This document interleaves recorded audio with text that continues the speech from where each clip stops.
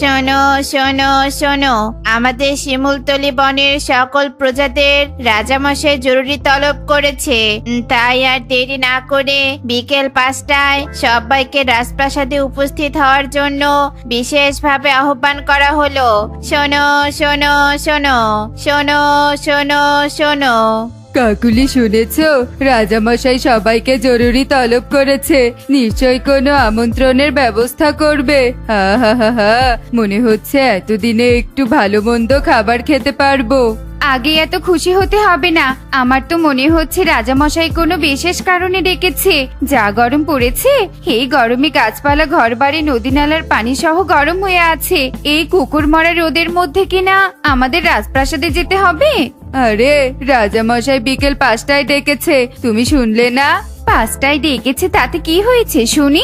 এখন তো গ্রীষ্মকাল, সন্ধে 7টার সময়ও বনের চারপাশটা স্পষ্ট দেখা যায়। 5টার সময়ও অনেক গরম লাগে। চলো কাজগুলো শেষ করি। মাই, দেখো আমার শরীরে লাল লাল এগুলো কি উঠেছে, খুব চুলকাচ্ছে আর জ্বালাও করছে।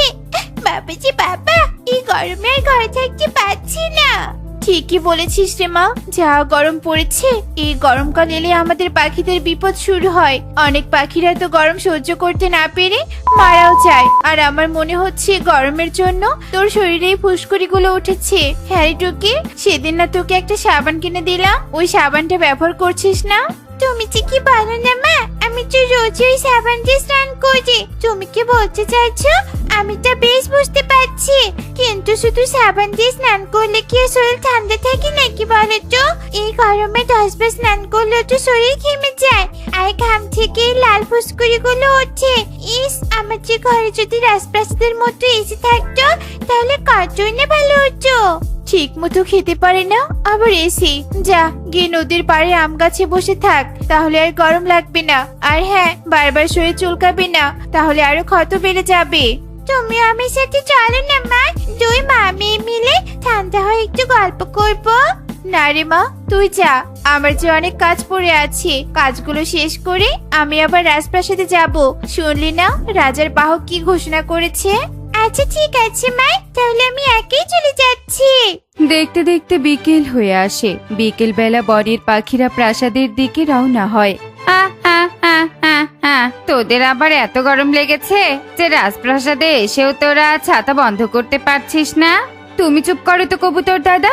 এই কালু, এই হা করে দাঁড়িয়ে দেখছো কি? হ্যাঁ, এখন ছাতাটা বন্ধ করো। প্রাসাদের ভেতরে তো এসি আছে, এখন আর গরম লাগবে না।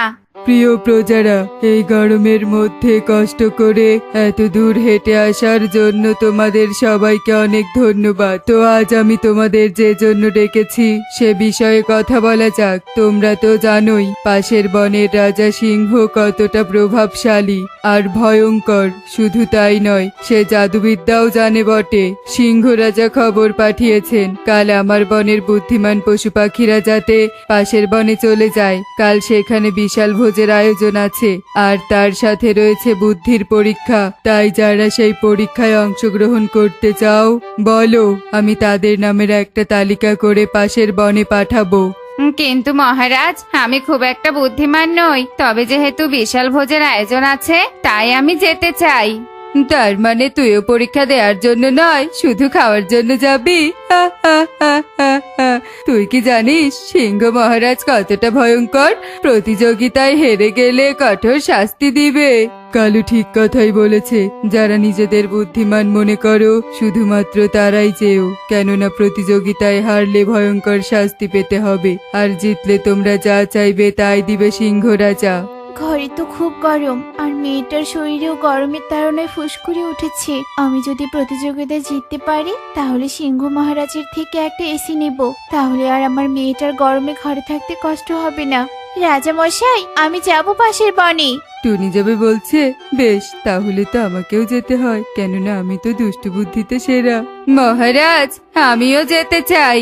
ওরা নিজেদের খুব বুদ্ধিমতী মনে করছে, তাহলে আমি আবার কম কিসের? আমার মাথায় তো আর ওদের থেকে কম বুদ্ধি নেই।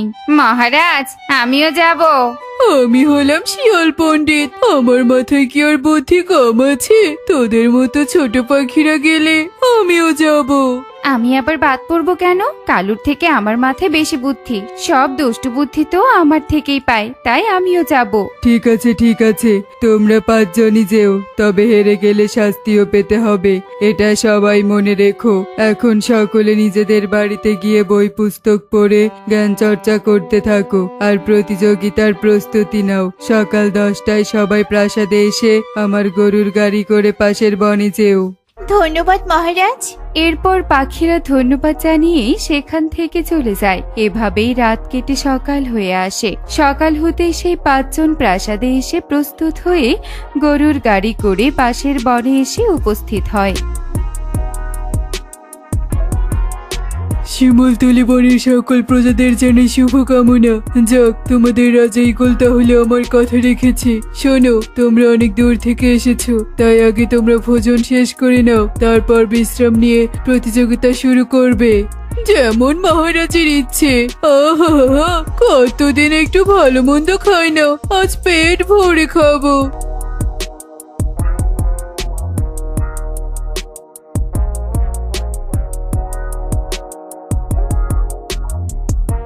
তোমাদের বিশ্রামের সময় শেষ। তোমরা কি আজকের প্রতিযোগিতার জন্য প্রস্তুত?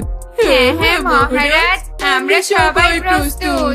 বেশ, তবে তোমরা সবাই আমার একটা প্রশ্নের উত্তর দাও, যে প্রশ্নের উত্তর আমি অনেক দিন থেকে খুঁজছি। বলুন মহারাজ, কি সেই প্রশ্ন? আমার প্রশ্নটা হচ্ছে, কোন জল রোদে শুকায় না? ওরে বাবারে, এটা আবার কেমন প্রশ্ন? সব জলই তো রোদে শুকিয়ে যায়। হ্যাঁ রে কবুতর, ঠিকই বলেছিস, সব জলই তো রোদে শুকিয়ে যায়। কাল আমি মাটিতে হিসু করেছিলাম, সেটাও তো কিছুক্ষণের মধ্যেই শুকিয়ে গিয়েছিল।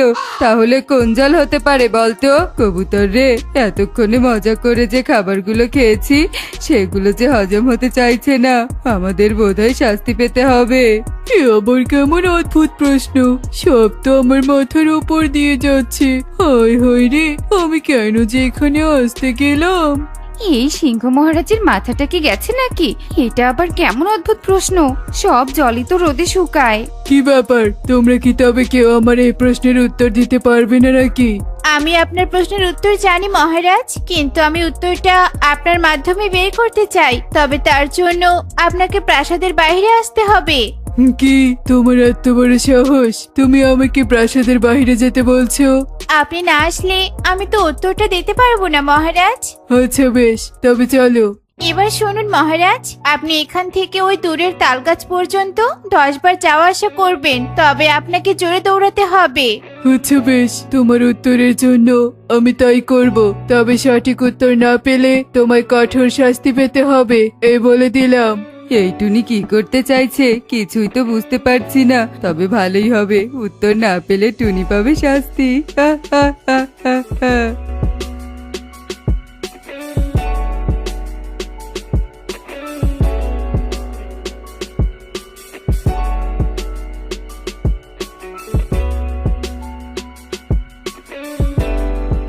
ওরে বাবারে, যা গরম, তার উপর আবার এই দৌড়াদৌড়ি, আমি যে আর পারছি না টনি, গরমে আমি ঘেমে গেছি।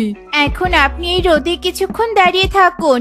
না না, এই রোদে আমি আর থাকতে পারবো না, এখানে দাঁড়িয়ে থাকলে আমি আরো ঘেমে যাব। হ্যাঁ রাজা মশাই, রোদে দাঁড়ালে আপনি আরো ঘেমে যাবেন, কারণ রোদে শরীর ঘামতে থাকে। তাই আপনার প্রশ্নের উত্তরটা হলো ঘামের জল, কারণ রোদে ঘামের জল শুকায় না। আরে আরে, তাই তো, তুমি একদম ঠিক কথা বলেছো। আমি কয়েক মাস থেকে এই প্রশ্নের উত্তরটা খুঁজছি, অথচ এই কথা তো আমার মাথায় আসেনি। সত্যি টনি, তুমি বেশ বুদ্ধিমতী। এবার বলো টনি, তুমি আমার থেকে কি চাও? যা চাইবে আমি তোমায় তাই দিব। আমি আপনার থেকে দুটো জিনিস চাই রাজা মশাই। একটা হলো আমার বন্ধুদের আপনি প্রতিযোগিতায় হারার জন্য শাস্তি দিবেন না, তাদের মুক্তি দিবেন। আর দ্বিতীয়ত চাই আমার ঘর ঠান্ডা রাখার উপায়। আমার মেয়েটা যে গরমে অসুস্থ হয়ে পড়েছে, শরীরে ফুসকুড়ি উঠেছে। ঘর ঠান্ডা না হলে যে ওর শরীরে ফুসকুড়িগুলো আরো বেড়ে যাবে। চিন্তা করো না টনি, তোমার মেয়ের জন্য আমি একটা উপহার দিচ্ছি।